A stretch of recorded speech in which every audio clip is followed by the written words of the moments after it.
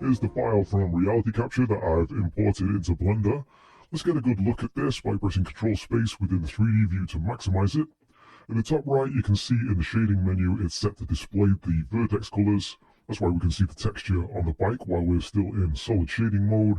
It also happens to be a much smoother and faster way to view it when compared to, say, the material preview or rendered modes. To see how many polygons we're working with here, we can enable our statistics, and then we'll get to see them right here in the top left of our 3D view, and we've got a healthy 18 million polygons.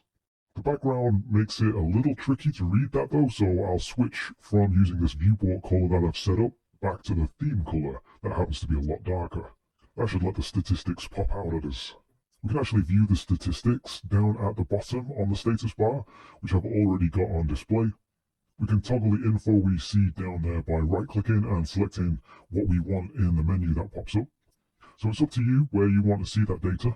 I'll switch back to the lighter sky color that I've got for the background, and then we need to discard what we don't want from this model. Basically, we want to remove everything that isn't the bike. If we try to do that in edit mode with 18 million polygons, that for me, on my computer at least, is going to be a very painful experience. Slow and unresponsive to say the least. Luckily, everything we want to do here can be done in sculpt mode just as easily, well, a lot easier actually, since the sculpt mode is optimized for working with high resolution meshes. And so once we've switched into the mode, we should get practically no slowdown, or at least very little of it. The general idea is to mask out areas, and then those areas can eventually be deleted. So one of the tools we can use is the mask brush, which we'll want to make sure is at full strength. We also have the box mask, which allows us to draw a border, and everything within it will become masked. So that's a bit faster to use in our case. I think the best option to use here is the lasso tool though, which we can get by long pressing within the toolbox here. The little triangle in the lower right corners of some of the tools within our toolbox shows us there's some extra similar tool options there. With the lasso tool, it's much easier to left-click and drag it around the area we want to eventually remove. It's worth trying different visualizations to get a better understanding of what we've currently masked and what we need to mask. So for example, removing the vertex color texture by switching to material or object just to get a single color. And under the lighting section at the top, we can switch to flat. Here, for example, this is useful as we can now definitely see that I've masked a little bit of the tire there that I didn't mean to. So I can then hold Control and left click around that area to subtract it. I need to be a bit careful there though, as I've selected right through behind the wheel, so I'll need to remask that area. Inevitably, a little bit of the tire is going to get masked and deleted as it's in contact with the ground, but we'll just need to rebuild that later. The two tires aren't that bad to mask out. The trickiest part is probably the object used to prop the bike up in the middle. Rather than deleting what we already have selected, I like to use the sculpt menu to hide what we have masked. This is just because the hiding operation gives the same visual result of deleting, but just happens to be way faster so that we can just keep working until we've masked everything we wanted. And then when we go to delete that area, we can set that up in one go and save some time. Currently I've got backface culling on in the viewport, but by disabling it we can sometimes get a clearer look at what needs to be deleted here. Basically it gives us more camera angles we can use to recognize and then mask out areas that need to be masked. Once I've got a whole lot more of this area masked out, I'll hide that area and try to get in even more precisely and mask out a little bit more. Again, as the bike is in contact with this object that we're trying to mask out, it means some of the parts we want to keep are going to need rebuilding. While the mask lasso tool will select through everything, even to faces behind what we want to mask out, we can switch to the mask brush, which allows us a finer degree of control as we paint that mask onto the model. I can switch the size of the brush with the F shortcut key too, to keep the cursor within the view. To keep the cursor within the view, we can use a combination of left-clicking to mask and to hold Control, while left-clicking to subtract the mask from that area. With that done, let's see how that area looks masked out. Unfortunately, it looks like I've taken it a bit far there, so I'll undo that with Control Z, and then try to refine the mask a bit better, before trying again. I think that's working out for us a bit better now though. In fact, if we put the vertex colors back on to see it with the texture and move the camera back a little to a more reasonable expected distance, I think it's all looking pretty good. I think we have what we need all masked out. Now it's time for us to delete those parts instead of just keeping them hidden. So to unhide everything we've masked out so far, it's the same hotkey as we would use within edit mode to unhide, which is Alt-H. With that, everything pops back into view. But thankfully it's still masked, which is what we need, as we're about to turn this into a face set using the top option there. With that done, it looks like it's turned a slightly different colour. We're still visualising the mask as well, which is why it looks quite dark.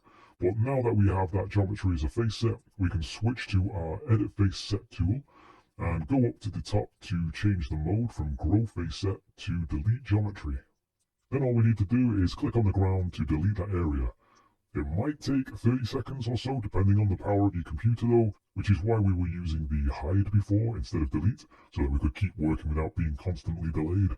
But once it's done, we'll see we've removed 6 million polygons, which has brought us down to 12 million polygons overall. So that's a pretty good start. Now we need to set this up ready to be linked into other blend files for the retopology section. That way the data for this stays here and we don't get lots of duplicated wasted data in each copy of this high-res mesh. I'll exit the full screen by going Control Space, and then of course let's rename this from 18 million polys to 12 million. Then I'm going to jump over to another blend file where I've placed the default camera and light into a collection and disabled it. I've also set up a few empty collections ready for us to start adding retopology objects. The first thing we need to do is link in our main mesh, so let's go File and then Link, and then navigate to the bike high-res blend file, click into the objects folder and then link it in. This may take a little time, but once it's in, we have our high-res object ready to go. We may not be able to move it around the scene or enter into edit or sculpt mode on it, but we also don't need or want to at this point. We're just here for the retopology.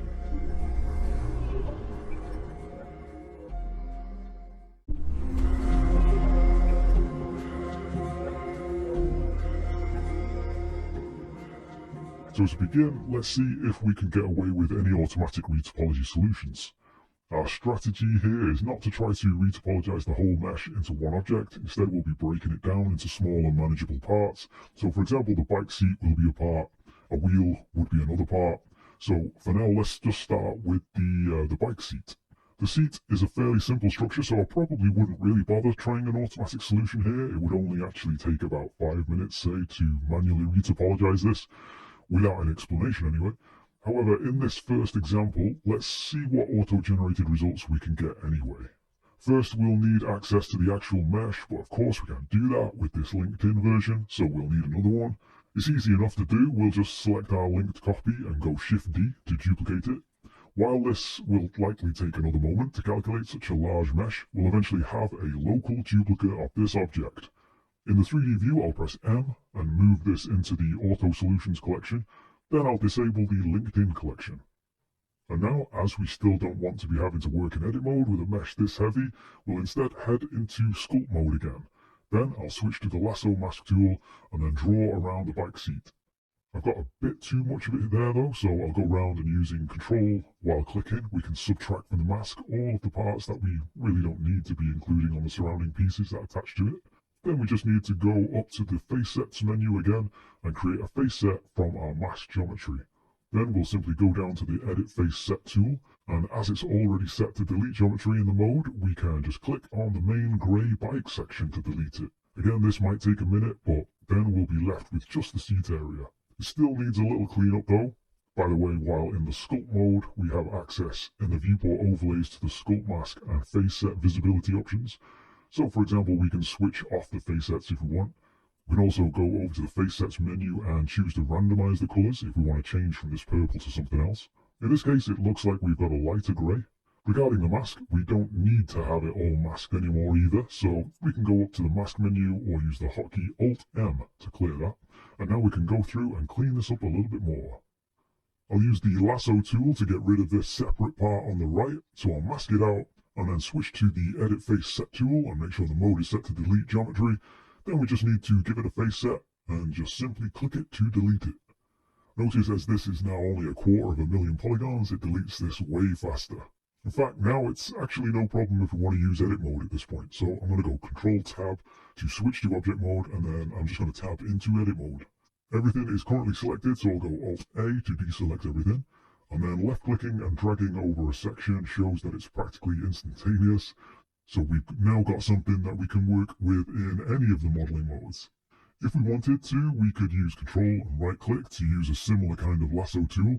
However, I'm going to go Alt-A to deselect all that and instead do something a bit more precise, which is to define an edge line around the model that I'm going to use to separate it from the other pieces, which will then be able to just simply delete.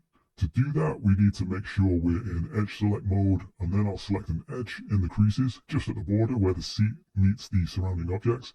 Then I can use Control when left clicking to select all the edges that make up the shortest path between those two edges. And then I can just keep going around the model, Control clicking another edge further along, just at the bottom of the crease, or just below that, as again this is the border at which I'm going to delete everything below. So I'll keep going around until we come over to the other side.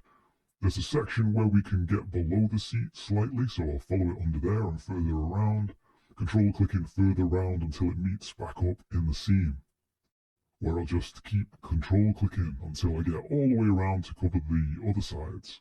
We don't need to rush this process. Here I've sped the footage up as there isn't really that much to it aside from trying to keep it consistent and be ready to undo if the shortest path seems to have gone through some geometry you were hoping to keep. In any case, we'll eventually be round to where we started. This is the part we have to be the most careful with, as we need to end with an edge right next to the one we started with. Once we're all the way around, we can press X to delete those vertices. Then we'll see we can hover our cursor over a section and press L to select it. And notice that the top of the seat isn't selected. I'll then press X to delete those faces. The most efficient way to delete everything we don't want though would be just to select the faces we do want to keep first using L, and then Control I to invert that selection to everything else, and then press X to delete those vertices. Then with a little inspection, I'll go around underneath and delete some more faces that probably do underhang a little bit more than I want for the remeshing that we'll do shortly, or rather the decimating and some of the other techniques we can use to eventually fill all this area if we need to. So with that, let's get back into object mode and then come over to the modifiers and start with the decimate modifier. In my view, this is one of the best modifiers that we have within Blender to reduce our poly count. It has some intelligence behind it so that it doesn't just remove polygons uniformly. It can recognize where there are polygons not really contributing that much to the silhouette, and it will remove those ones first. To see the effects of this a little more obviously, we can turn on our wireframe visibility. We can do that in the overlays menu, but it's such a handy feature it's worth assigning a shortcut to it. We've got it assigned to the semicolon key. Now with the wireframe visible, I'll click away from it so that it's not a bright orange anymore, and then come over to the decimate settings. Currently we're at 151,000 faces. As we start to slide this down, we can see the poly count getting smaller and smaller. The ratio is helpful too, as a value of 0.5 would be about half of the original poly count, and 0.05 would be just 5% of the original poly count, which is about 7,500 polygons. The modifier also allows us to input a vertex group to preserve areas of the mesh. So for example, while we don't really need to do this in this example, let's just demonstrate it by lasso selecting, by Control and right clicking around the parts where we can see the material of the seat folding up slightly, and then we can click the plus icon to add a vertex group, and then click the assign button to add a value of 1 to these currently selected vertices. Then we can select that new vertex group from within the modifier. Then when we come out into object mode, we can see that area has been completely removed while the rest has been preserved. Clicking the arrows to the right of the specified vertex group means that we can invert the influence so that in this case those folds in the seat material don't lose any vertices at all. Though we don't really need a vertex group in this case, so I'll remove it. I think we've brought the poly count down to a reasonable density of polygons there at this point, so I think we can apply that modifier. The decimate modifier does a really good job, but there may be a few areas where it's not quite perfect. So a useful add-on that comes bundled with Blender is the 3D print add-on. That's going to create a tab along the side of our sidebar here. When we click the check all button, it shows us a few problem areas, most notably 2 intersect faces and 9 zero faces in this case. We can click on the 2 intersect faces button to select them in the viewport. To make these easier to see, I'll go Alt-Z to switch into an X-ray view mode. and then I'll use the full stop on the numpad to zoom into that selected problematic area. To solve the issue in this case, I think I'll just delete these faces and then just tidy that area up slightly. Then when we click on the check all button again, we'll see that we no longer have any intersect faces. Clicking on the 9 0 faces though, however, we can see that they appear to be pretty much all along the edge. So I'll go through and delete those there. Another press of the check all button and we'll see we no longer have any 0 faces. As for the thin faces, most of those are along the edges of the seat too. However, there is this one on the top that I definitely want to fix. So I can just double tap G to slide this out, or in fact we could probably just press X to dissolve this vertex and then slide this other vertex over to space them out a bit better. Here I've selected the one sharp edge we've apparently got in the model, and for this area I'll just do a simple delete to get rid of the issues in that area. First I'm going to try deleting the edges, but I'll undo that with Ctrl Z, and instead delete the faces just underneath these edges on the boundary. Then I can click back on the check all button to see if that's resolved. Then it's just going to be a bit of a rinse and repeat process until we get a healthy enough report from the add-on. Another option for the thin faces, if I press that button again to select them and just track them down for a second, another option is we can go Ctrl V and then choose smooth vertices, which will relax the positions of the vertices on those selected faces. At that point, clicking on check all again shows that there's no more issues there. The overhanging faces are just those faces pointing down, which would be more of a concern if we wanted to 3D print this object. The non-manifold edges will be all the edges at the border that don't join up to anything, which aren't possible in real life. Hence why if we were 3D printing, we would want to know about any edges like that. To select all those boundary edges, all we need to do is select the whole mesh and then go to select loops, and then select boundary loop. It's these edges that here at the bottom that are giving us the most problems. So we can use smooth vertices on all of these so that they're not quite so jaggedly arranged, and then move them down a little by pressing G and then Z, so we move them straight down on the Z axis.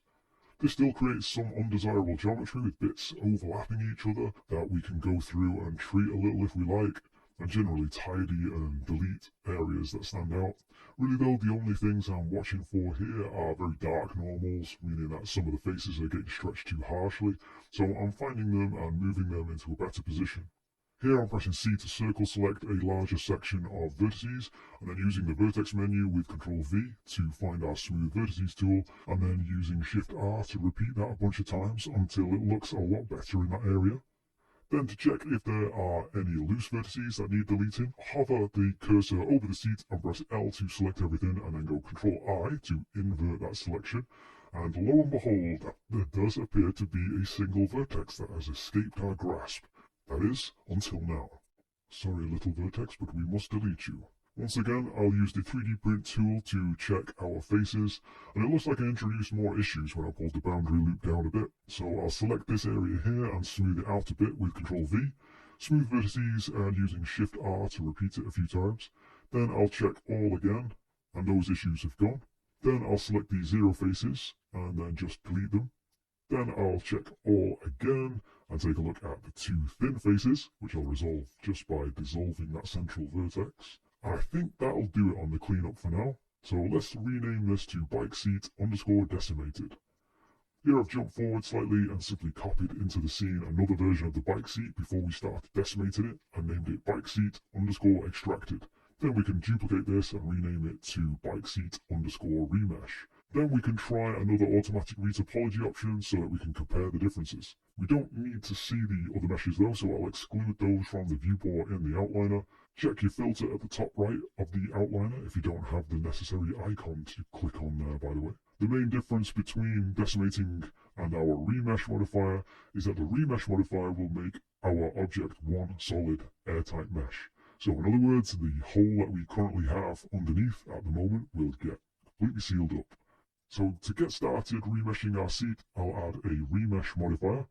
I think the most useful of these, in my opinion, for any shape that has mostly smooth curvature and no sharp edges, such as our bike seat here, is the smooth algorithm, as it doesn't care if our input mesh is non-manifold or not, and in any case it'll spit out a manifold mesh for us while also keeping everything quads. Also, it removes disconnected pieces for us. So this is a pretty useful modifier. Generally speaking, the remesh modifier is a very simple way to reduce the poly count though. Essentially, it's just projecting or slicing a grid through the existing geometry. We have some basic controls to tweak the grid. In this case, the octree depth sets our general resolution, and also the scale setting, which is useful as a kind of alignment and fine-tuning of the resolution. Here at an octree depth of 7, we're getting a decent amount of resolution that we can easily recognize our shape. I'll also enable the smooth shading at the bottom there so that we don't get those hard faceted normals throughout. Also, regarding the normals, I'll jump over to the Object Data Properties tab and check the normal section. And yeah, here I just want simple smooth normals throughout, so I'll uncheck the Auto Smooth option. Back over in the modifier, we can see that we can take the octree depth all the way to the heady heights of 10, which gives us a pretty crisp amount of detail that we had in the original. We are up to about 10 times 4 polygons that we have in the original mesh now though, but if we did want to simply rebuild this so that we made it all manifold with the underneath all filled in, then this is one way we can go about it. And then there's nothing stopping us from decimating it from here. So let's apply this modifier and then add a decimate modifier. Then I'll set this down to 0.1, which should give us 10 times less polygons. So we're back in the right ballpark. So we're close to what we had in the original mesh now, only a bit cleaner, and as mentioned, we now have a manifold airtight mesh. So in this case, it'll act as a good light blocker or shadow caster within our overall bike. It also gives more predictable results if we want to use this as a Boolean object, for example. At this point though, I'll apply the modifier again so that we can discard a lot of that excessive data and speed up the responsiveness of this, as what we can do now is add another decimate modifier and reduce the resolution of the mesh down to what we had earlier with the first decimated object that we did. I'll set it down to 0.05 so that we're not even at the 10,000 polygons, and then I'm going to apply that. To clean up any little artifacts is going to be pretty easy now. We can, for example, switch to sculpt mode, select the simplify brush, and then enable our dynamic topology. In the settings, you can see the resolution we're working with is set to 10, which gives us actually a lot more polygons than we really need. So using the eyedropper, we can see what resolution this actually is, which apparently is 3.82. So using that setting, I can now brush over any parts that look like they need it to simplify things down even further. Note that we're set to constant detail, so that it doesn't matter how far away we are from the mesh, the resolution should stay consistent to what we have set, 3.82 in other words. Another option to remesh is actually use this dynamic topology option within the menu called Flood Fill, which as we can see by looking underneath gives us a nice even topology all over the model. But I'll undo that with Ctrl Z, as we don't need that extra geometry there in our case. We just want to go over and simplify and unify some parts of the top, wherever we think is a bit messy. Generally though, this is looking pretty good, and down to a very reasonable 9,000 faces or so. For reference, I'll rename this to Remesh Decimated. To underscore the usefulness of this remesh modifier, I'll duplicate this object and move it up, and then tab into edit mode so that I can select a bunch of edges that cut across the middle of this piece. And then I'll create a seam in the mesh by pressing V to rip that part of the mesh. Pressing L, we can now see that we have a separated piece. Pressing G to move this off to the side creates a gigantic seam. So let's now add another remesh modifier and see what happens. Leaving the threshold for the removal of the disconnected pieces at 1, it completely removes one of the sides of our mesh. I'll experiment with moving the mesh closer and then tab back into object mode to see clearly that it's now bridging the gap for us there. But we can see where the seam was. We're now getting a pretty usable result if we didn't want that seam to actually be there after we've remeshed. Moving it even closer shows a pretty smooth transition, but I think I've moved it a bit too far off to the side, so I'll snap it back into place and then just move it to the side only slightly. When we see it with the modifier now, it's as though the seam was never there. This is why the remesh modifier is another really good option for automatically fixing some of our meshes. So with that demonstrated, we can now delete that temporary object and show another way to make a mesh manifold though, if we're giving it a tricky mesh, which to be honest this one probably is more in the tricky category. In other words, it's not just a few missing faces in the mesh, this is a whole underside missing. So because this is a tricky mesh, with this method we can get some wild results. So let's take a look at this. So I'm going to tab into edit mode and once again come over to our trusty 3D print add-on, where we'll see we have a make manifold button. Pressing that and we'll see that it has filled in the faces underneath, though it's kind of done this quite simply. We can try triangulating that area with Control T, and then perhaps with Alt J then to convert those triangles, or what we can there, to quads. And we get something kind of reasonable, but still we can see the darkness in the mesh, that a lot of those faces are being contorted excessively. The normals are really struggling in some places there, so we can simply delete those there, but depending on the use case, this option might come in handy if it's not quite as severe as we've got with this mesh. Seeing how we're just trying to find ways to close out the bottom of it to make it manifold at the moment, let's throw in another tip, which is to select everything and then convert that selection to the boundary loop, and then go Control F, and then let's find the grid fill option.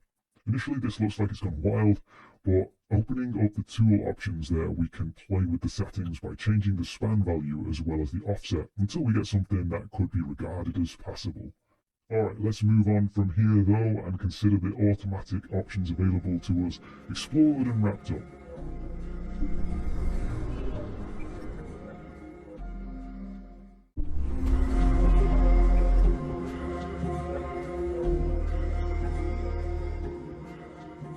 Now let's move on to some manual retopology.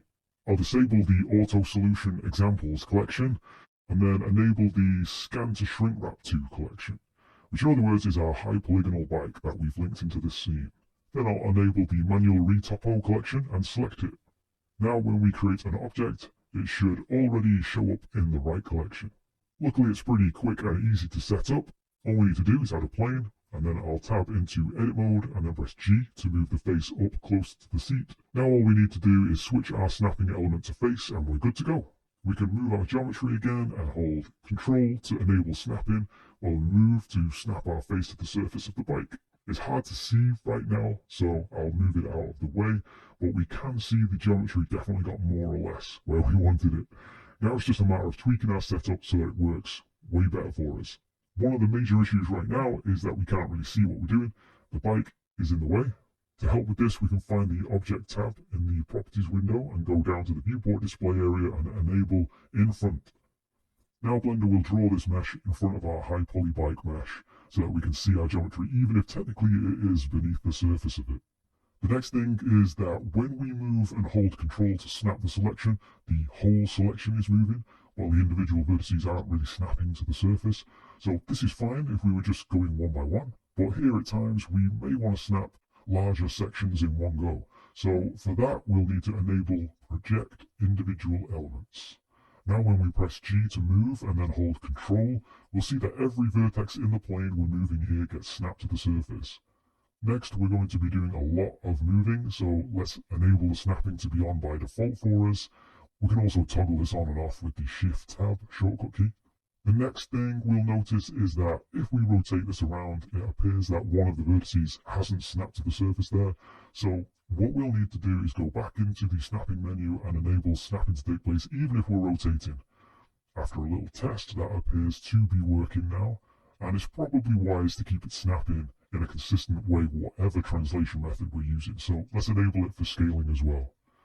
With our current selection method, which is the select box, we need to click and then press G to move. However, we can long press this so that we can switch this to tweak if we like, so that we can simply click and drag and it'll select and move all in that one action. However, I don't really mind. I actually quite like the default box selection, so personally I'm going to switch that back, but I know that some people definitely prefer to switch that to tweak for some of this kind of work. Next we'll add a shrink wrap modifier to this object and find our high poly bike as the target. If I turn snapping off for a moment and then raise that up, we might also notice that we can see the actual position of the vertex here that isn't snapped to the mesh, but also the final version of where that vertex will end up once shrink wrapped, thanks to the show modifier in edit mode option enabled. Again, this is something of a personal preference. I'm going to disable this for demonstration purposes so that there's no confusion where the actual vertex really is. So with that, I'll re-enable the snapping and we can show some common modeling tools that come in handy for retopology.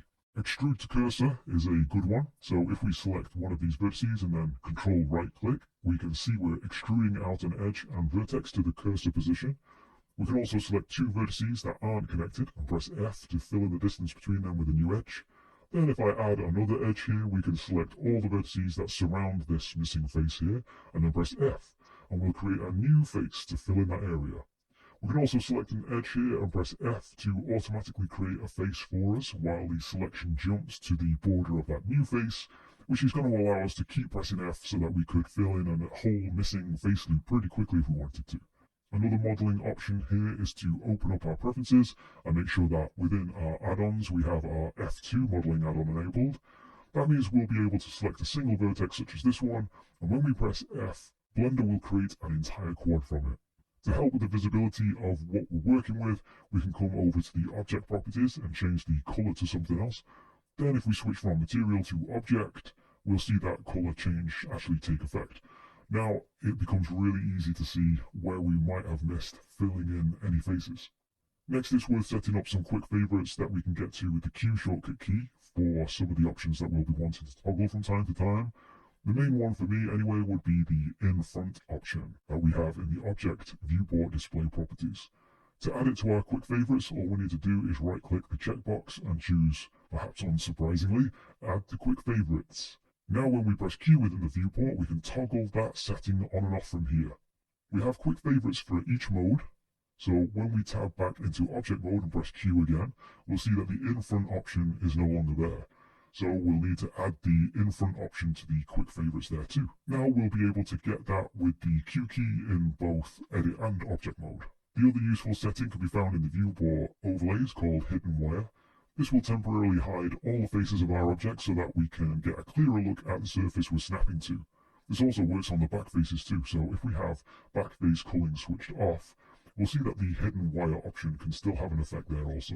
So with that, let's right click the option and add it to our quick favorites, and then test that we can get to it with our Q key, which we can. The next thing I'd like to draw some attention to is in the preferences. So first I'll subdivide this geometry a bunch of times, and then press F4 and select the preferences. Then in the Themes tab under the 3D Viewport section, right at the bottom there's a section where we can set the size of the vertices. If this is too high, we can just get a black mush. So in some cases we might want to adjust this down if we're working with something super dense. I'm going to leave this here at 3 though. Alright, so let's undo a bunch of steps with Ctrl Z to get back to the unsubdivided geometry. And let's point out a couple of useful visualization hotkeys, such as Alt Z to toggle our X-ray mode. That's the same as clicking our X-ray button up here in the top right. Sometimes if the parts of the mesh are obscuring what we need to be looking at, then we can use the clipping view with Alt B, and then left click and drag out a portion that we want to clip to. To exit the view, we just need to press Alt B again. Other useful views to switch to from time to time are the flat shading view and the vertex view. We can also get a very diffuse look by switching off the specular lighting in our solid shading view here, just so any highlights don't obscure the clarity of the shape. The specular highlights can sometimes help to describe the shape, so this is one of those that it's good to know it's there if we need it. Alright, so with that, let's get ready to re-topo this bike seat.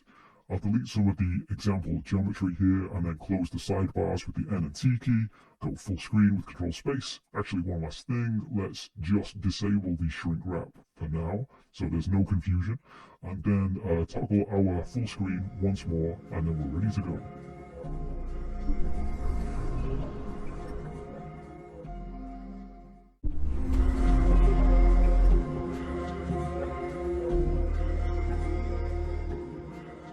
At this point, we're pretty much going to be using Blender's standard modeling tools to retopologize this seat, although since we are retopologizing, kind of like tracing over a 3D shape that already exists, we're kind of using these tools in a slightly unorthodox way. So in this example, I'll try to slow it down and explain everything that's happening along the way.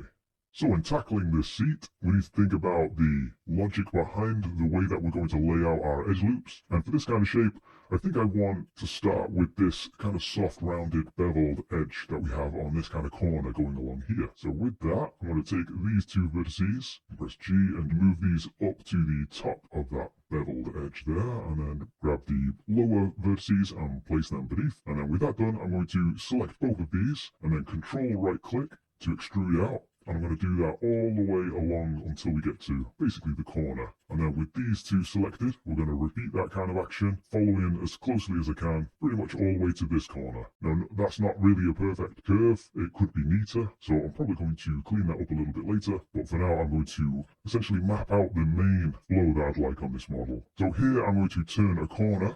So with these, I'm going to press E to extrude, then E to extrude again, and then I'm going to extrude one more time and take it to somewhere around in the middle, because I'm going to allow the mirror modifier to take care of the other side, so that we're just working on one half of the model for now. This bit of geometry I'm going to bring all the way to the very edge there. I think actually I'm going to bring that all the way into about there. Since the baked normal map that we'll get and put onto this lower resolution mesh will do a lot of the high detail work for us, the main thing we want to concern ourselves with when laying out the low polygonal topology is we're just trying to think about the silhouette, which is something that the normal map isn't going to affect. So I'm just making sure that it doesn't divert too much from the actual high polygonal silhouette. Alright, with that done, I can take this edge, I'm just going to go Shift D to duplicate it, scale it down a little bit, and just from about here, I'm going to go Control and right click again, and I'll try and match the positions of the above loops a little bit, because we can join these up a little bit later on. But the idea of this particular edge flow is to just follow the very bottom lip of this seat. So I'm going to take it down here. I think we're going to need a little bit extra to cater for this silhouette here. And then let's keep it going. And then up here, let's turn the corner on this area. Take these, control click again, and then one more time into the center. And then now that we've taken that into the center, and we have this one in the center, it's just a straightforward action to shift select both of these, and then we can press F to fill the distance in between them. Now that isn't ideal because it doesn't follow the shape, the silhouette of it at all. So what we're going to do is just add in a few loops. So we know we've got 1, 2, 3, 4, 5, 6, 7, 8, 9, 10 along the main stretch here. So I can go Control R and scroll this all the way up to 10, which would be right there, thanks to the little readout that we get in the status bar at the bottom. But if any doubt, we can always change it after the fact here. Of course, now that we've created those, they haven't actually snapped to the surface. For that, we need to just press G from the right camera angle, and those will all snap down into position. And what I'll do is just demonstrate something over here by selecting these two and just deleting them for a moment. So regarding our topology flow, we kind of have a couple of options. We can take this diagonally oriented set of faces this way, so that we kind of have the edge flow crisscrossing. Thanks to the F2 add-on, we can select this vertex and press F to extrude that out, and again here like this. And perhaps if I just extend this a little bit more to suggest what's going on in the mirrored side, and then again, imagine from this end, these were similarly crisscrossing it in, then we would need to shift select both of these, press M to merge them at the center, and then what we would need to do is select these, press F, and then this would basically need to be a diamond. So I'm going to right click and subdivide that. So we've got this point here that we can spread out a little bit. And then you can probably see from there we can attach these in here like this. And that would be if we're going to generate some more crisscross type design, which we're not going to do. We're going to try and preserve that more grid-like pattern, which sort of lines up with the bike seat and a lot of the polygons that we've already laid down. So instead of kind of going and following this off diagonally, instead, we're going to take this and essentially create a little diamond on the corner. So for that, I'm going to need another loop here. So I'm going to just bring that in, just sort of shape it in a little bit. And so I'll take this point, E to extrude, and E to extrude, just to match along with those. And then I'll select these and press F to fill in the distance between those with another edge. Same again there with the F key. Shift select these again, F, and of course we don't have any faces there now. But to create them, we can control and right click around all of these to use our lasso select, and press F, and it will fill in the face all at once. Now something to bear in mind is that if we were to select all of them, some which have got faces already, and press F, we can sometimes get a little bit of a strange effect with faces kind of underneath or already in the places that we've already got faces. So that can be a little bit unpredictable. So my recommendation there is to just get the edges that we want or the vertices that we want to fill, and press F to fill those in. Alright, so with that I can take these edges, we can extrude these out, rotate, scale and manipulate them into position. These two I'm going to select and press M to merge at the center between them there. And here I'm just going to lay these out a little bit differently, just to help them to start lining up a little bit better. So here I want this one to go to this one, so I'm going to press M and merge at the last in that case. And same again here, press M at last. And to do this a little bit quicker, I'm going to select these edges, press F to fill the distance between them, select this edge and then press F a few times and it'll automatically fill through a lot of that. Now we need an extra edge loop to cater for this edge, so I'm going to go Control R and drop that in, and then just from above let's snap these to the surface by pressing G, and then with this area here I'm going to press F and then F again. From that point, let's come over to this side. I'll bring this over here a little bit, and then I'll extrude out from here. So these two, F to fill in the edge, F to fill in an edge there. Extra edge loop for this to match up, F again, and then select this whole place. I'll press F to fill in the faces. Now I'm just going to go through and just clean things up a little bit so it flows a little bit more nicely. Sometimes it's a good idea to switch off the in front option just to see how it's lining up a little bit. I think that's all looking perfectly fine to me though. Next what I'll do is complete this area over here. So E to extrude, maybe another little one there to line up with this, F to fill that in, and then let's join it up at the other side as well. So this is the main beveled corner that I want to try and preserve. So E to extrude down, and then again, and then one more time. Let's bring that over a little bit more, and then join those up. Right, from there, it's just a matter of filling in this whole area. Now I can Alt-left click it, press F, fill it all as one gigantic N-gon, and essentially start hooking up some of the areas. Now here with these, we can't press F to create the edge there. It has obviously created an edge, but I think you may be able to just about see that actually it's not split the face. This is still one large face, as we can see there, and the edge kind of just hovers on top, so we need to be careful of that. So let's delete that edge, and actually what we want to do when we've got a face involved here is we want to press J to split that face. So now we have the two separate faces. Alright, so I'm going to jump back to selecting these vertices, press J on there, and then J on these again, and then this one up at the top. I think I'm going to just make sure that this connects with the very middle one, the one at the bottom. So I'm going to press J there. This one can join up with this one, press J, and then follow it along. Oh, that's looking pretty good. So as the faces get quite large here, I feel like we need another edge loop. I'm going to press Control R, which won't work right here because we can't use this to create loops where there are N-gons like this, which we've still got here, but we can create it here where we've resolved those N-gons already, and there. And then select these two and press J, and it'll automatically split this face and create the vertex we need nicely for us. And I'll just double tap G to slide that down.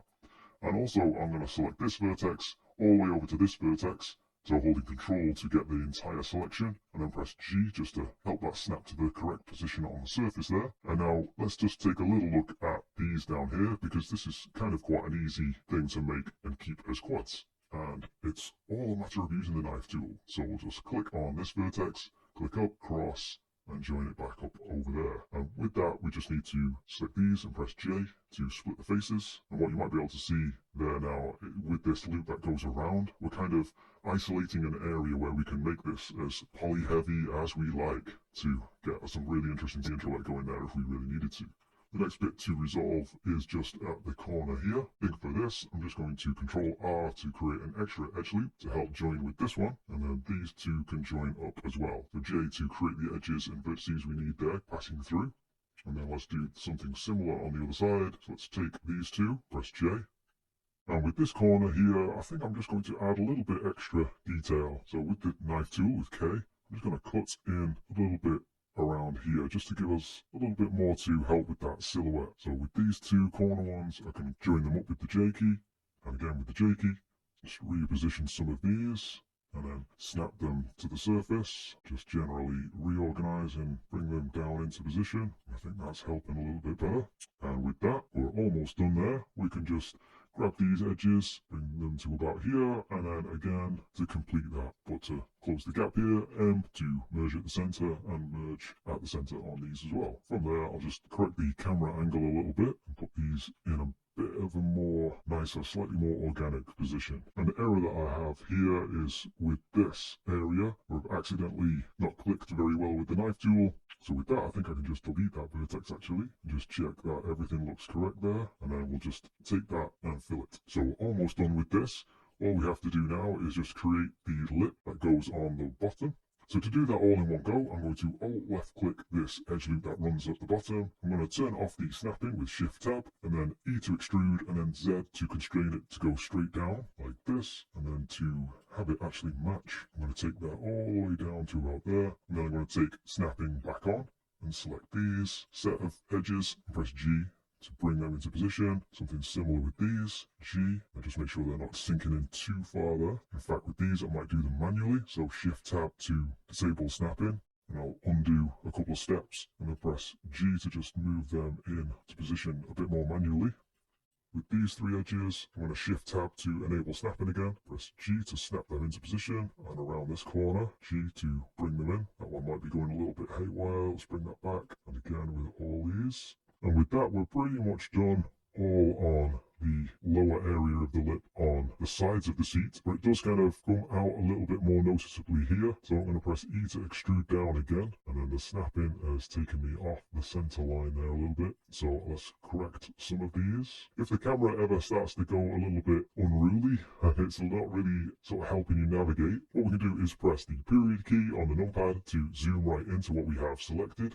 Or these days, actually, what I tend to do is press the symbol to the left of the number 1 key on the QWERTY keyboard, because it's kind of where my left hand is anyway. And I believe it's called the accent grave, but with that key now, we can get a lot of these options here. So we've got view selected right there, so we can just swipe with that pie menu, so right there, into that direction, and we can do it in a quick click. Also, if we go Shift and that same key, the accent grave key, we can turn into a little bit of a walk navigation. So using WAS and D, we can fly right into an area and then left click to confirm that new camera position.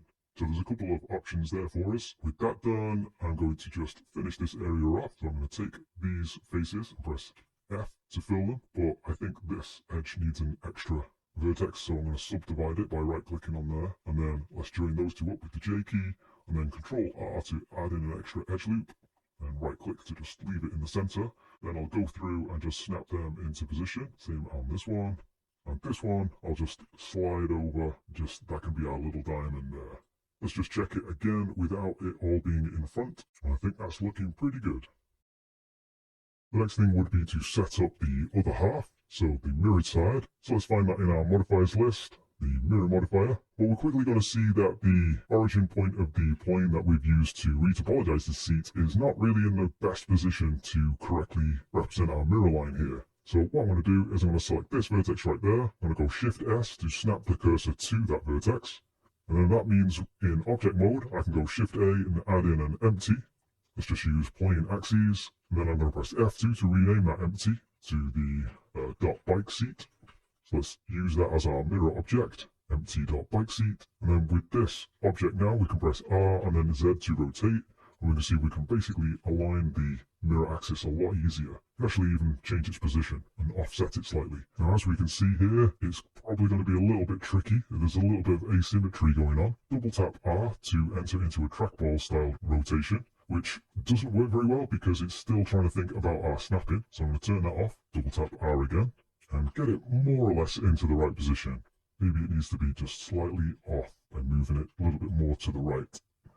With that done, we can clean up a little bit of the positions, and then we can apply the mirror modifier and then just manually give it a little bit more attention just to snap it into the perfect position. Alright, let's tweak a couple of settings on this mirror modifier. For example, if we tab into edit mode, let's bring this into the front as well by using our quick favorites. We can see if this goes over the mirror line, we're not really telling the modifier to take any kind of behavior to help clean that up.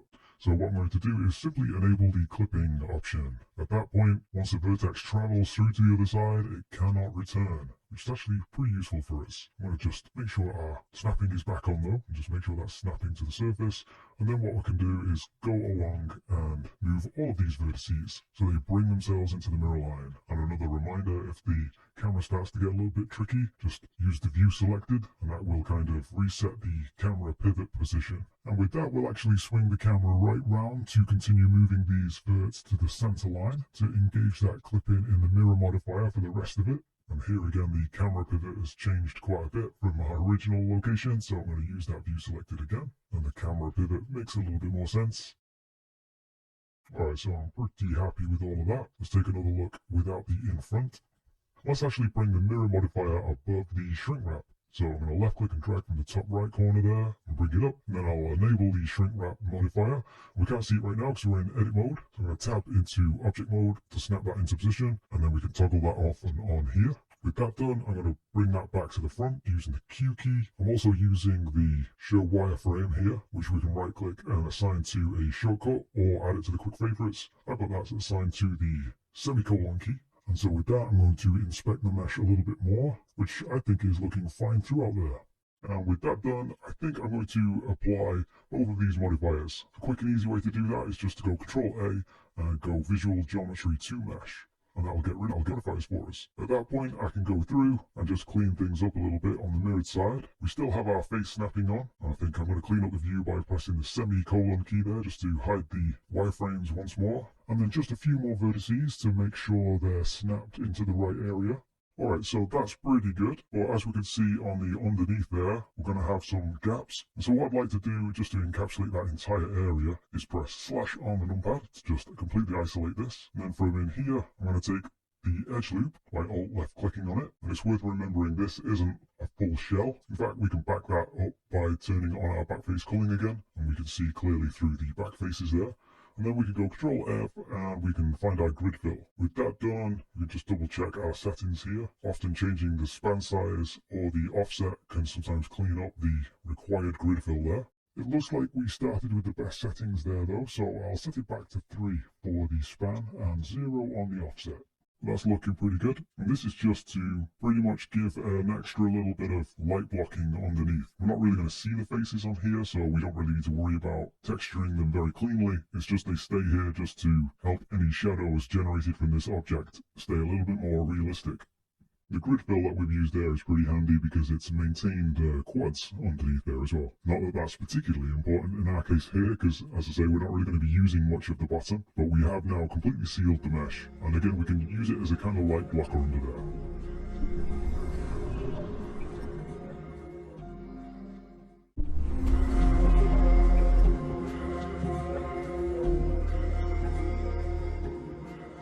The next thing to think about is the UV unwrapping. This is going to need a little bit of an introduction if you're completely new to unwrapping in Blender, and we'll use this bike seat as a little bit of an example. If I go Control Space to head back to the regular layout workspace, we'll see there's actually already a UV editing workspace for us. That's pretty handy. It's going to take us into edit mode on our bike seat, and on the left we have our UV editor window. Now we don't really need to see the scan to shrink wrap to, so I'm going to turn off the visibility there. And now we're good to go. So the basics of what we need within Blender to start working on our UVs is a 2D UV editor window, as we can see there of course, and then also the 3D view so that we can visualize those UVs, how they might be stretching, or we could apply a checker map onto our model, and we can also see which parts of the mesh correspond to which parts of our UV map we've got. We also have a UV menu up at the top there, and we also have a UV menu up on the top of the 3D view, which is basically the same menu that you get when we press the U to unwrap shortcut. We've also got shortcuts such as Control E to help us mark seams and clear seams, which are going to be useful shortly. And we also have that same menu available to us within the 2D view as well. Alright, so with this preamble out of the way, the only other thing to really consider is the fact that we have kind of two major modes of visualizing working with UVs within Blender. One is going to be keeping them in sync, which is going to be with this button in the top left, which is currently disabled, and this current view, which is basically going to only show us UVs that we have selected. So if I select some of the faces here, we can start to see some UVs showing up at the bottom there, which are all actually squished. So with that done, I'm going to press U to unwrap, and now we can see that we're starting to get something a little bit more useful to us. These faces will now display that part of the image texture that we might have. Eventually, in our case, of course, it's going to be the color and normal map bakes from our high resolution scan. Alright, so to actually see all of the UVs within our 2D editor, within this particular mode, that is not having everything in sync, it means that we're going to need to select everything to see the entire UV map, which isn't very clean at the moment. So the way I'll start this off is just jump in straight away using the U menu, and then what we'll do is we'll try the Smart UV Project. This will try to break up our mesh based on the angles between certain faces that we have currently set to 66 degrees, and we can give a little bit of margin between the islands, which we want, so I'll just take that up a little bit, and we can kind of ignore the other settings for now. So let's click OK. And here, because we don't have that many islands, this is actually looking pretty good right away, which we would expect to some degree because this is a fairly simple shape. So thinking more about the two major modes of visualizing working with UVs, we have this one which is not keeping things in sync, and we have this other mode which, when we enable it there, we can see everything lights up because we have everything selected. Which means if we're looking to try and find this particular face on our UV map, we can easily see it light up by simply selecting it in the 3D view. Similarly, that's the same as if we were to select a face here, and then we wanted to know where that was on our model. We can find that apparently just here. Now with this mode, it's worth keeping in mind that we're not really seeing the UVs as such, we're seeing the vertices. So what I mean by that is if I press 1 above the QWERTY keys there, we can switch to vertex select mode. And if I select this UV, or these UV coordinates, we'll see that's not really just simply that area. We actually have also selected this area down here. So this is something that can get us a little bit in trouble if we're just working up here and we're thinking, right, yeah, let's just move this over here, let's slide this up there, because we're actually going to be moving these as well, which we might not want to do. And also because we've had snapping on, we can see we have a snapping option up here. I'm just going to disable that. So this being representative of the vertex in the view means that we're moving several UVs at once, whereas if we switch our mode and then select everything and then come back over to this area, we can see we're only moving around that area of the UVs. And we have a few ways in which we can alter this. Using this menu, we can actually disable this altogether, but the UV selection is grouped by shared location by default, which is what we have there, and then we can also just do it by shared vertex, which is actually very close to how our other mode is working, as we're able to see different UVs related to the same vertex being moved there. So I'm going to switch that to disabled for a second and show that we can click and drag across there to just get access to this part of the UVs, but if there are multiple UV coordinates for every base corner, so for example, let's make it a bit more obvious here, we can actually pull these all out from one another, and we can see we've actually got 4 UVs in that one area, and this is the only real mode that we have full access to this.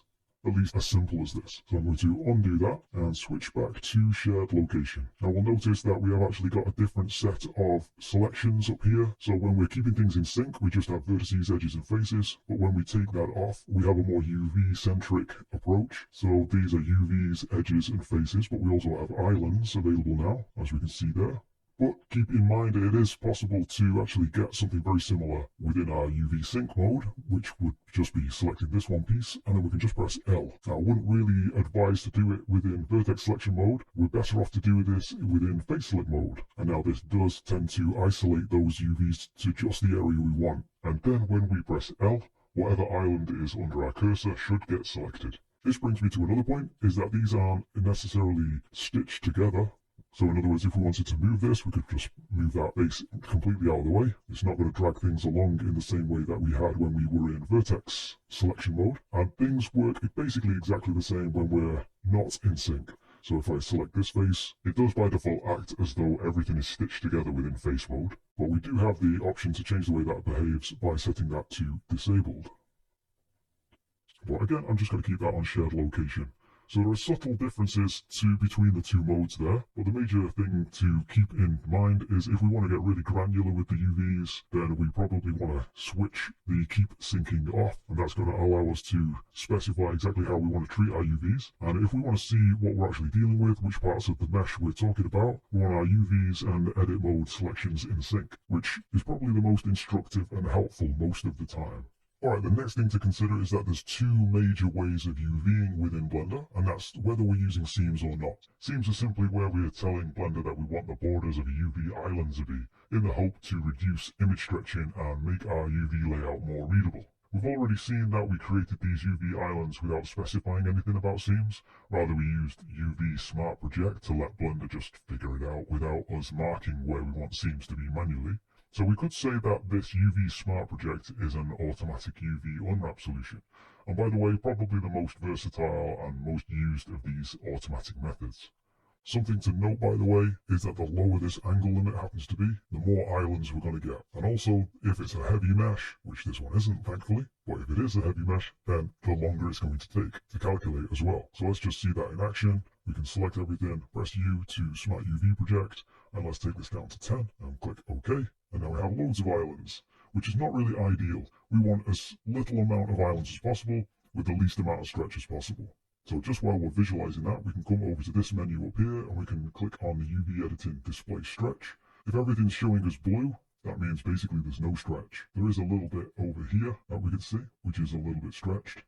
Let's select everything again, and press U, and then Smart UV Project, and let's take that a little bit higher, like 80. and then click OK. And again, we can see that we're getting much less islands than we just had a second ago, but you can definitely see that there's more introduction of lighter blue hues, denoting a little bit more stretch going on. Anything light blue to dark blue is pretty much fine. Once we start getting green, or let's in fact test this out. Let's take this vertex right here and press G and really distort this face here. We can see that we're pushing it deep into the yellows there, which is not what we want. We can kind of do this a little bit manually by selecting a face and then going to select and then select similar and then choosing normal, for example. And then let's go down to the bottom left of the 3D view to adjust the select similar tools settings, and we can adjust our threshold to include a load of faces that could make for a good UV island.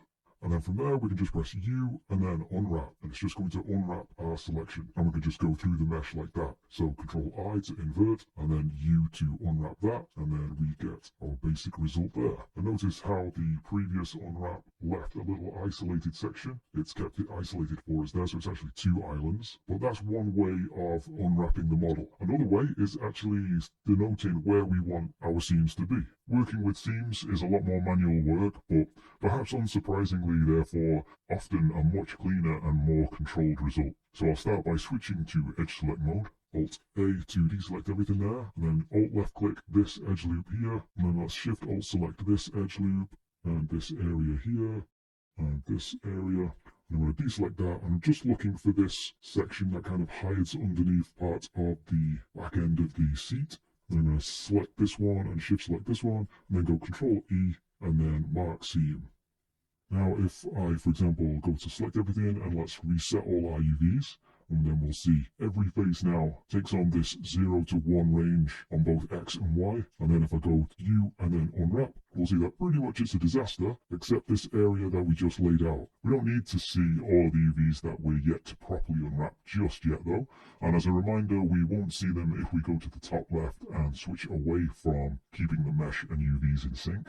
Then it will only be selected faces that show up. And so to do that, I'll select one of these faces and then go Control L. We'll see we're selecting linked all, and we've got a limitation at the seams, and we can see all those UVs are held right there. Now with that, we're aware that this underneath area is really not requiring any UV attention at all, so I want to separate that off. So with that, I'm going to take that and Control left click and Control left click all the way around here until we get the border of all of the edges there that meet up with this area, and then we can go Control E and then mark seam. Control space to minimize that view, A to select everything, and then U to unwrap. Now we just need to shrink down the UV island that makes up our faces that will end up being mostly hidden. So I'll switch to island select, select the island, and then scale that right down, because this really requires barely any UV space whatsoever. This area though is our main area really, and it's not looking too bad. It's looking like it's barely stretching. There's a little bit of an issue down here, and up at the top perhaps there's a little bit of an issue as well, but I think I'm mostly happy with that. If we wanted to work within the UV window, then what we can do is just select, say, one of these UVs, or one of the areas of this. Let's disable what Blender calls its sticky selection, and then we can just separate them and move this around until we feel like it goes the right kind of blue. And again here, so that looks like it would be better if it was separated. I don't think I would take this amount of time and attention on these kinds of things, to be honest, unless it was really in the camera and really noticeable. But should we want to give this area extra attention and make it less stretched, then all we would need to do is repeat the process we just did on the previous edge on another of the edges that look a bit more in the lighter blue stretchy zone. The problem here is, if we were to unwrap again, these splits that we've made in the UV seams would be ignored and become stitched back together once more. So the quick solution to that is just to use our Make Seams from Island tool once more. Just so that we can see more of what's going on, I'll press Control Space, and now we can see our 3D view as well. Also note I've got the Keep UV and Mesh Selection mode enabled here. For the tools to work, I'll need to press A to select everything. And then we're ready to use in our UV menu the Seams from Islands tool. And now we can see that that seam has been added. And we should have one on the other side as well, right there. Alright, so with that done, we should be able to move all of these into position, although I'll do this in face select mode, R to rotate. Typically it's a good idea to lay out the UVs in some kind of logical way. So this face right here, it would be useful if that was close to this face, which is at the top. So with that, I'm going to select these, Control L to select the rest. and then move these actually up to this side, and then place these in, something like that. And we're pretty much ready to call the UVs on this model complete. Just before wrapping up the unwrap section, let's throw in a few extra tips.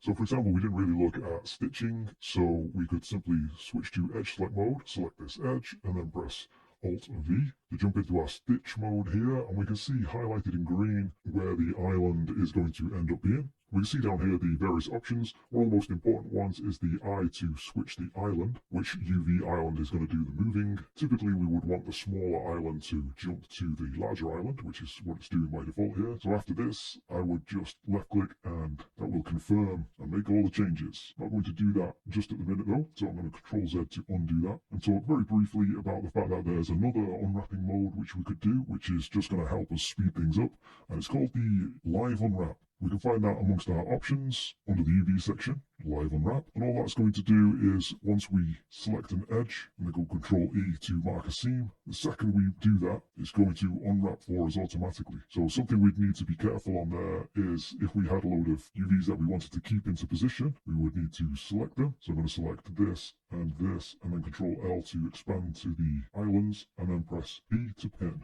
We have all these options in our UV menu, of course. So for example, we have our stitch and we have our P for pinning and also Alt P to unpin. With that done, let's go back over to say this edge and then go Control E to mark the seam. Now we're going to keep these in position and it's only going to unwrap the UVs that weren't pinned. So with that, we can select all of these and go Alt P to clear that pinning. Something that works in conjunction with that is to tag our edges. So we can select this one, and then when we expand our selection by using the shortest path tool, so Control left clicking here, we can see we've actually got an option for edge tagging, and we can switch it from select to tag seam. Now that we've changed that, as we use our shortest path tool by Control and left clicking, instead of selecting those edges, it's now marking them as seams. This, in conjunction with live unwrap being enabled, means we'll see our UVs updating every click. To clear seams, we just Control and left click over the edges already marked as seams. I'm going to Control Z a bunch of times to undo all of that. And also I'm going to go to the options and turn the live unwrap off. And I'm going to make sure that we come over to our tool here and change that back to select. Another thing to note is that we can create a new image up here. So let's just call this UV unwrapping. We'll use the 1024 defaults, and then instead of this being blank, we'll change this to a color grid, and then click OK. Let's make this more obvious by coming to our menu here and turning off our display stretch. And now what we can do in our 3D view is come over and select texture, and then let's switch this over to a shader editor, close out the sidebar with the N key, and then to see the far right of the menu, I'll middle click and drag the menu to the left. Then since we don't have any materials in the scene, I'll create a new one. Then we want our UV checkboard image in our shader editor. There's a few ways we can do this. I think the simplest right now will be to left click and drag from the image icon next to the name at the top of the UV editor window. Then that image can be dragged into the shader editor. Then so long as it's there, selected in the shader editor, that's the texture we'll see in our 3D view solid shading. It doesn't matter if it's hooked up to the shader or not. It's perfectly fine if it's just sat there, noodleless, unconnected. Freeze a bird. Solid shading will accept it as it is. Now we can use this texture to see if there's any noticeable visual texture stretching. As you can see, the resolution is super low underneath, which is what we want, and everything's looking pretty good. One of the best things that this can visualize is whether they happen to be flipped or not. So if this was all mirrored writing, we know we've gone a little bit awry.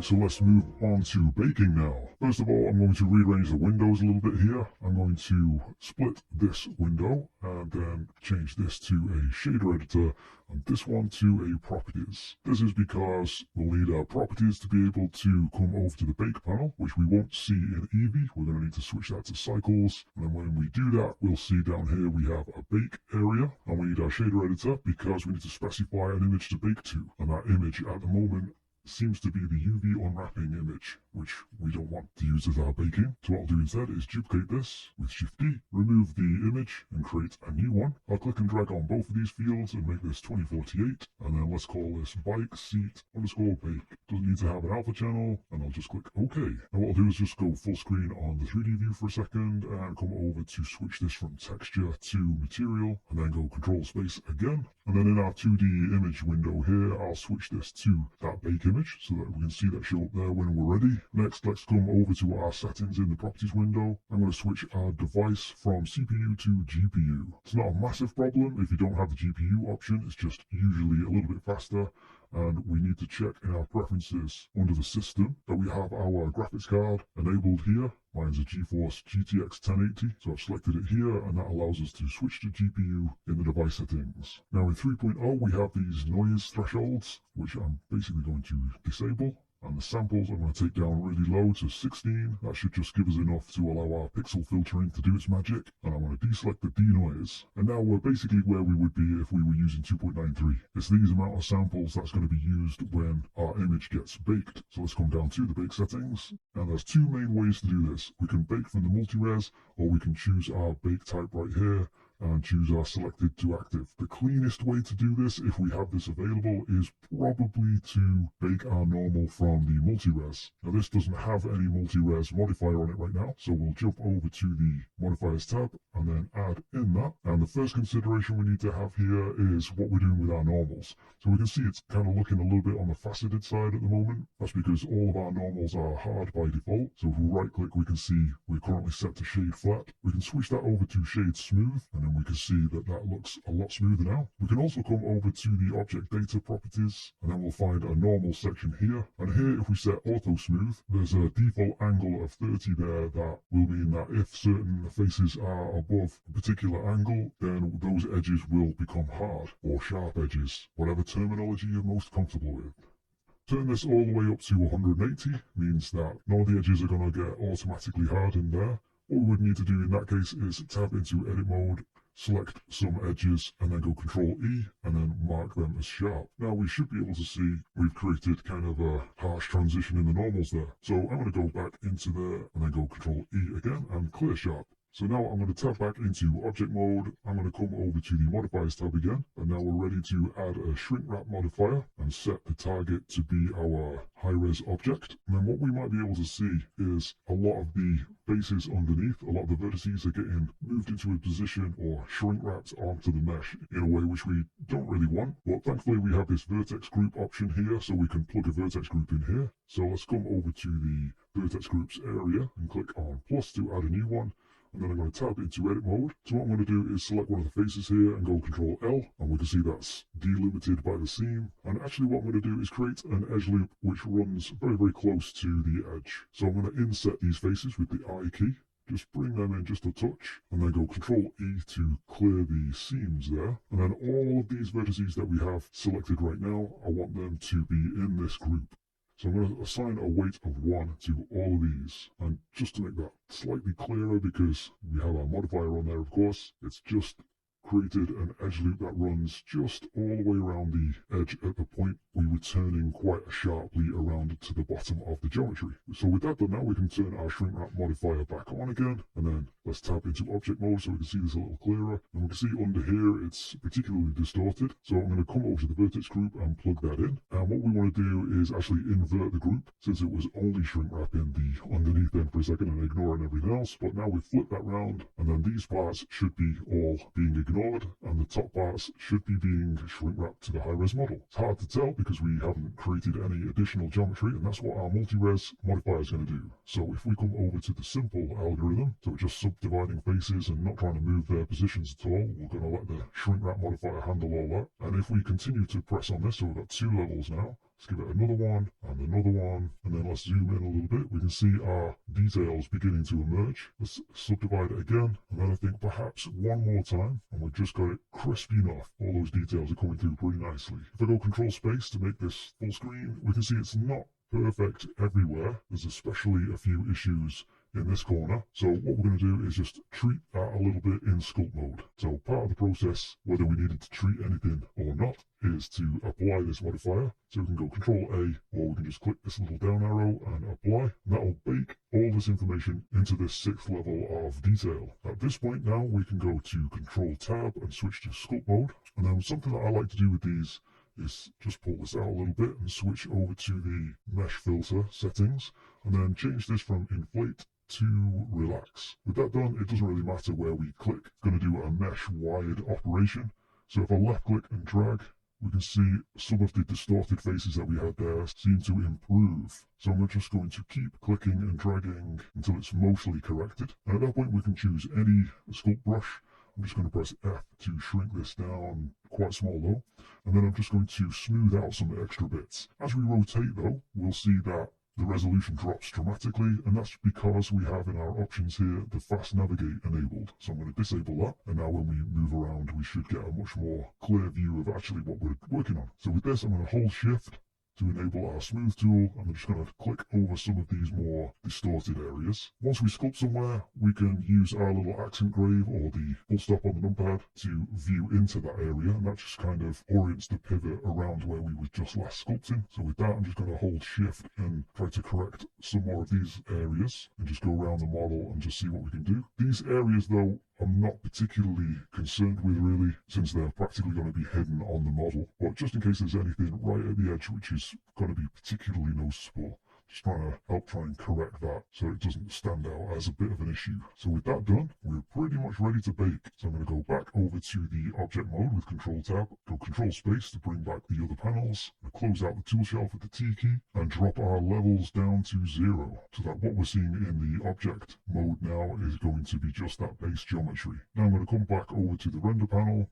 find our bake area. I'm going to switch the color space on our normal map to non-color, make sure it's selected, and then simply press bake. And here we can see we get a pretty clean bake.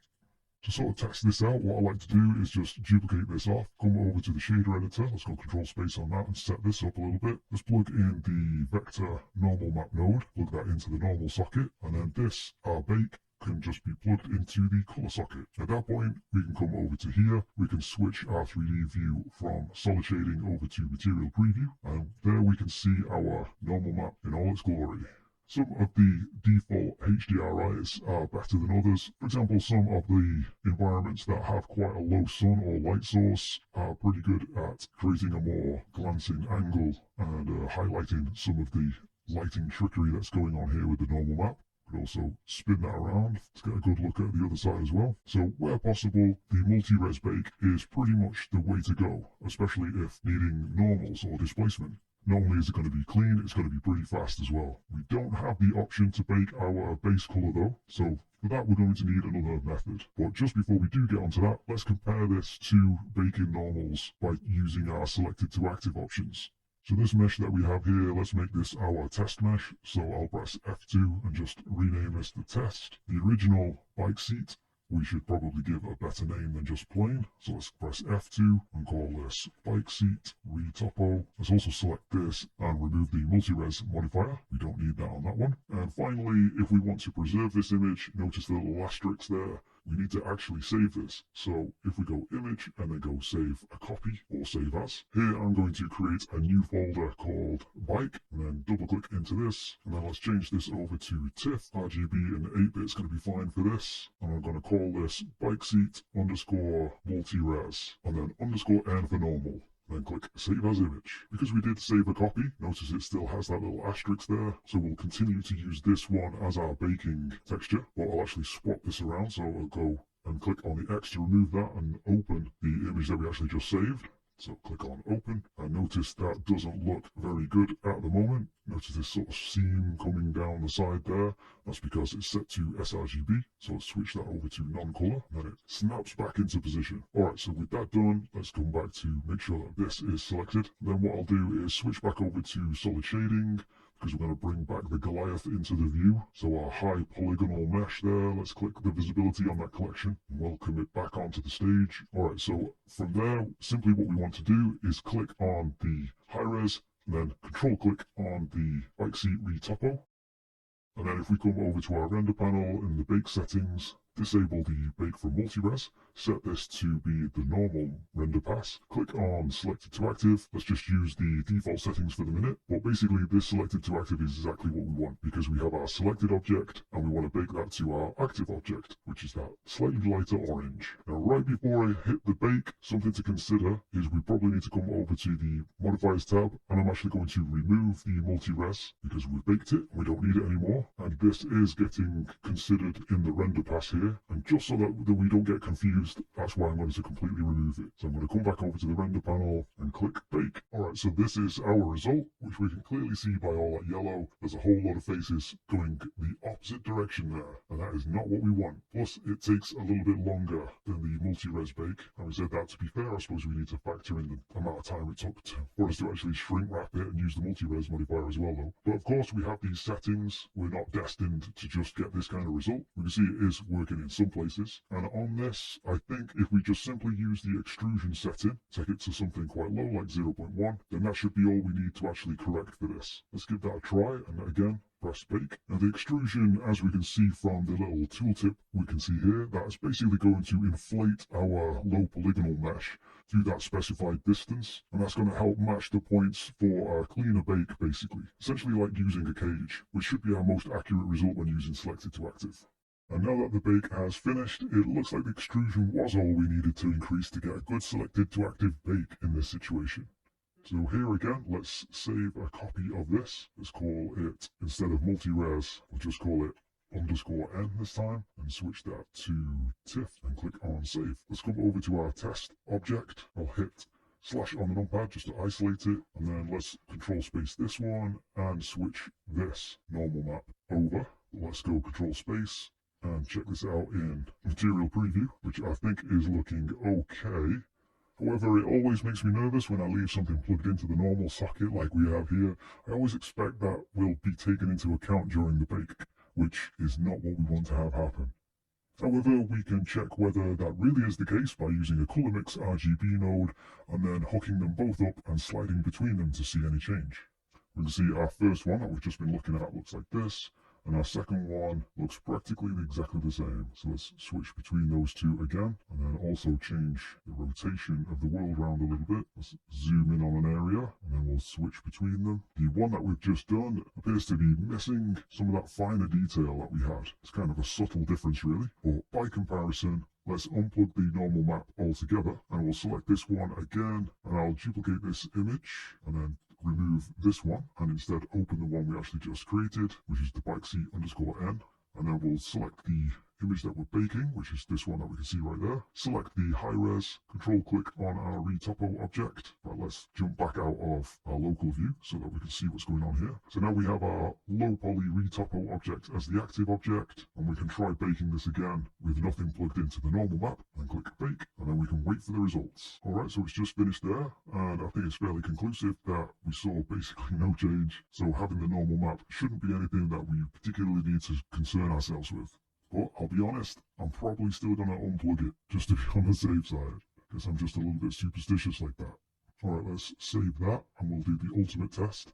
So I'll save a copy, this one as TIFF, bike seat, no normal test, and save that.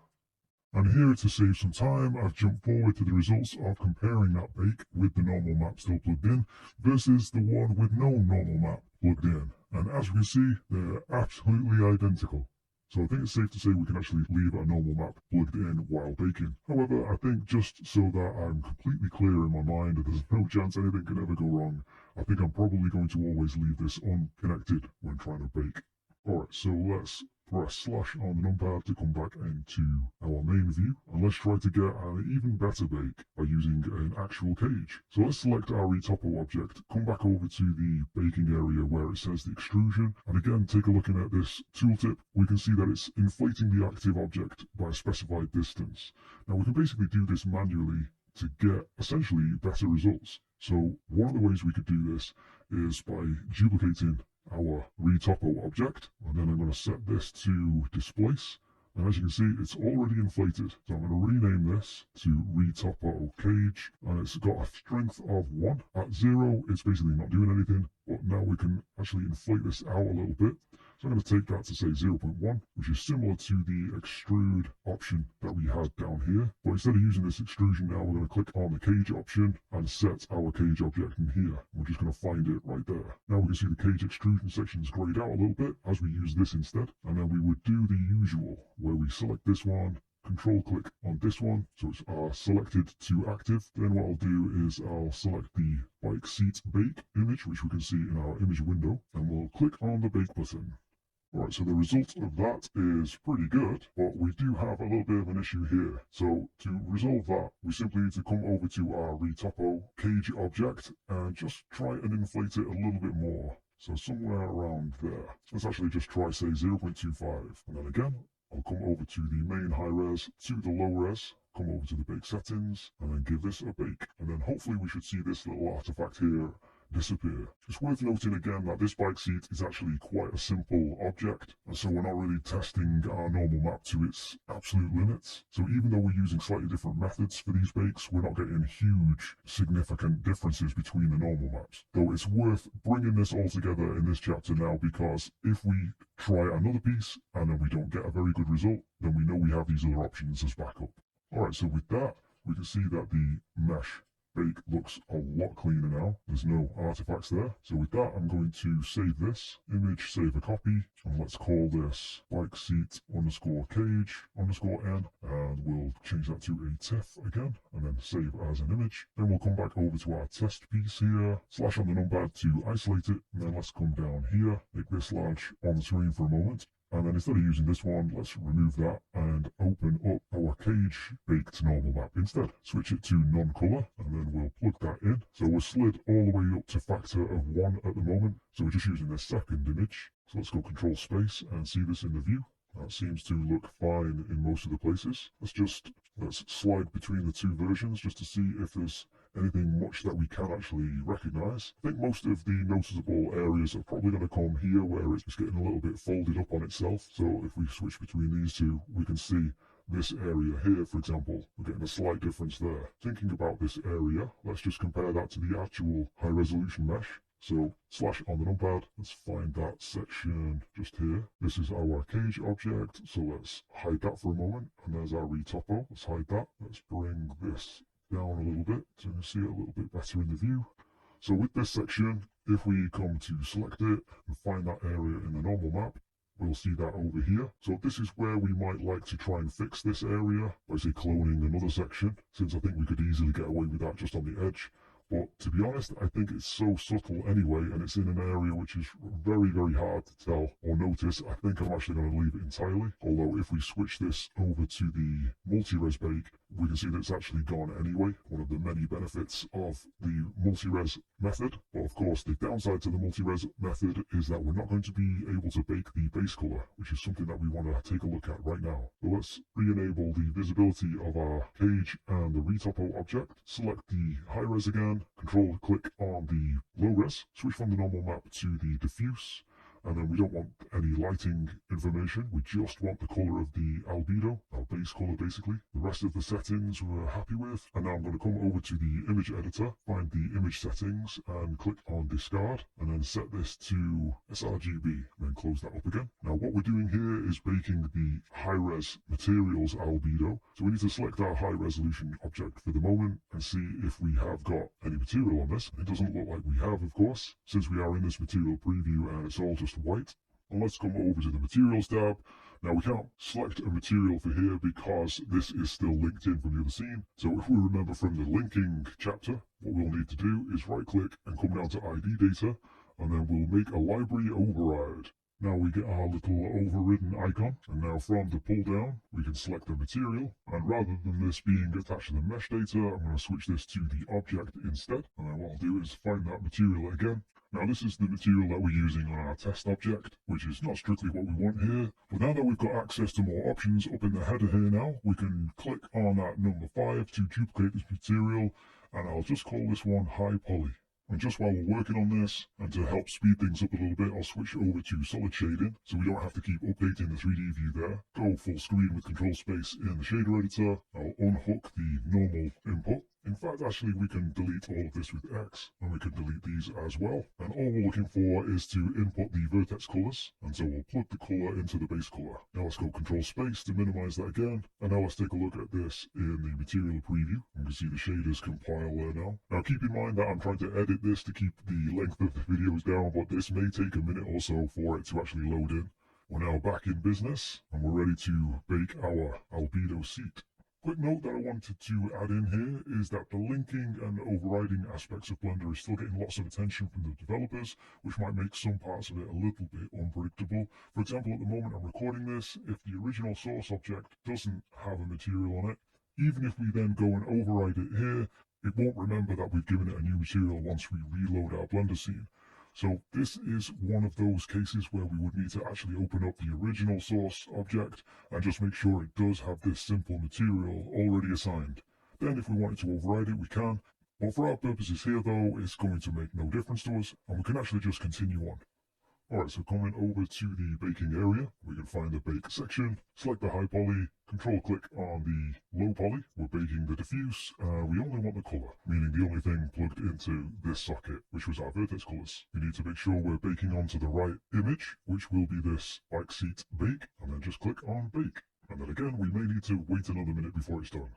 So that's completed. That was actually about 30 seconds, and all we need to do now is save this. So I'll go to save a copy. I'm actually going to save as JPEG just to save some space, and save as bike seat, and then instead of bake, let's call this BC for base color, and then save as image. With that done, let's select our test object that we have here. I'm going to isolate it with slash on the numpad, make the shader editor full screen for a moment, and we don't need all these extra normal maps at the moment, so I'm going to delete those, and that just leaves us with our multi-res normal. So I'm going to hook that one up, and then create a new texture image texture, and then open up from the bike folder, bike seat underscore BC, and just plug that into the base color. Alright, with that done, we should be able to see that now in the view.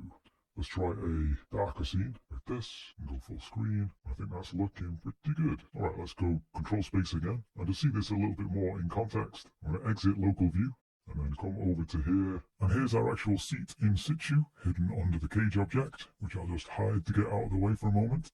And then I'll clear all the viewport overlays with Shift Alt and Z, which is just the same as pressing the button up in the header. And we can see actually it looks good, and the seat seems to sit nicely. Seams not being intended as a pun for UV seams, and the sitting nicely, not intended as a pun because it's a bike seat. Sometimes that sort of thing just happens.